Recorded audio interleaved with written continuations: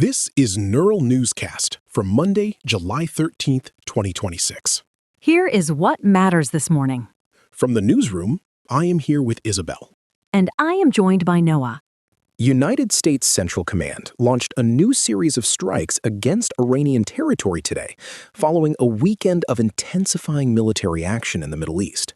The strikes follow an Iranian attack on a Cyprus-flagged container ship in the Strait of Hormuz. Tehran now claims the vital waterway is closed to all commercial traffic. Despite the exchange of fire, an Iranian delegation traveled to Oman earlier today to continue mediated negotiations regarding a truce previously signed by President Trump. However, the Iranian Revolutionary Guard expanded the conflict this morning, claiming successful strikes against United States military facilities in Jubair, Bahrain, and radar installations in Oman. The Jordanian military also confirmed today that its air defense systems intercepted and shot down 4 Iranian missiles that entered its airspace at dawn. While Iran declares passage through the strait impossible, United States officials maintain the waterway remains open and the Navy is prepared to ensure freedom of navigation. In the United Kingdom, political instability has become a point of focus as the country prepares for its 7th prime minister in a decade. Andy Burnham is widely expected to be declared the new Labour leader this Friday, following a period of leadership churn that has deeply affected voter trust. Columnist Andy Beckett notes that this quarter-century of instability has created an ecosystem of impatience, leaving many voters focused on leadership drama rather than policy achievements. The rapid turnover of ministers also poses a significant challenge to long-term projects in education and defense, where mastering complex briefs can take years of steady leadership.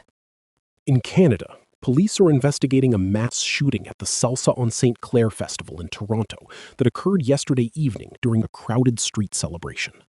At least 2 people were killed and 6 others wounded when gunfire broke out among a crowd of approximately 13,000 festival attendees in Midtown Toronto.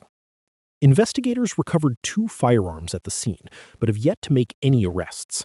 They have described the situation as chaotic, with 3 separate crime scenes under review. Prime Minister Mark Carney and provincial leaders have condemned the violence, while offering support for the families grieving their loved ones in the wake of the tragedy. In Thailand, at least 27 people have died following a massive fire at a Bangkok bar situated in the Chatuchak district.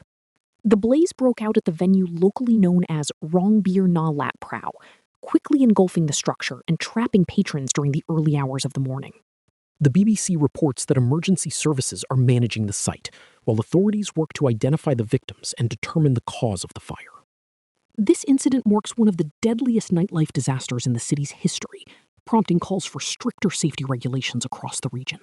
In global retail, the German supermarket chain Aldi has announced a $9 billion expansion plan for the United States market. The company intends to open 800 new stores over the next 5 years, specifically targeting high-density urban hubs like Manhattan to compete with established grocers.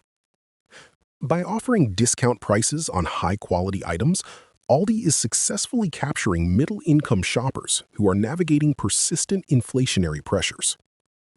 This aggressive strategy mirrors the brand's rise in the United Kingdom, where it has grown to become the 4th largest grocer, with nearly 11% of the market share. Here is what else we are watching. On Friday, the official results of the Labour leadership contest will determine if Andy Burnham will form a new government. In the technology sector, British leaders are calling for stronger democratic defenses, following reports that Elon Musk's family foundation financed travel for Tommy Robinson to Russia. Finally, we are monitoring the fallout of a proposed cap on political donations in the UK, which analysis shows would have eliminated 85% of Reform UK's funding last year. That is the briefing for today. Thanks for listening. Neural Newscast is AI-assisted, human-reviewed. View our AI transparency policy at neuralnewscast.com.